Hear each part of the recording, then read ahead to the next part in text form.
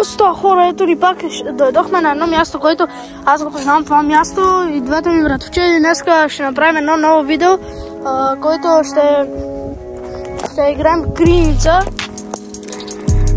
Ето ни, елате да ви покажем мястото сега, къде можем да се крием. Водата тече, хора, ще пием там вода. Водата идва от рибарника, идва от язовира и водата. Тук са много големи, само штуки са, брат. Ето това ни е място тук. Това имаме право една там да ходим. Една там имаме право. И да започваме. Сега ще спирам за малко видеото, за да определяме кой ще мижи. Хора, определяхме кой ще мижи пръв. Ето бе, аз ще мижа пръв, хора.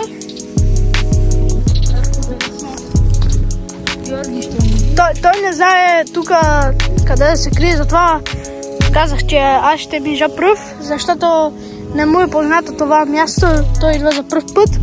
Аз и братовчет ми дойдохме към 3-4 пъти вече.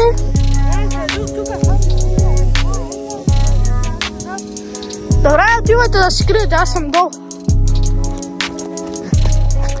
Вижте, нямате право да идвате тука.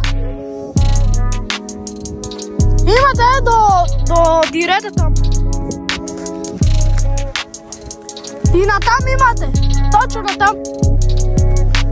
Хора, аз зайдох на мижа.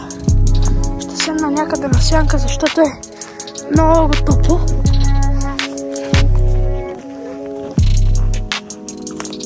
Абонирайте се за канала, хора. И лайкнете видеото. Тук направихме също криеница на аз и един мой пак братовчет, но не от тези братовчеди. Имам един друг братовчет и един мой приятел. Направихме тук пак криеница. Той тогава му беше счупен кръка и победиха ни на криеницата, хора. Защото аз мога да бягам, той не може. Защото му беше счупен кръка. И един смешник, негов съученик, му вика, когато се счупи кръка, му вика, искаш ли слива?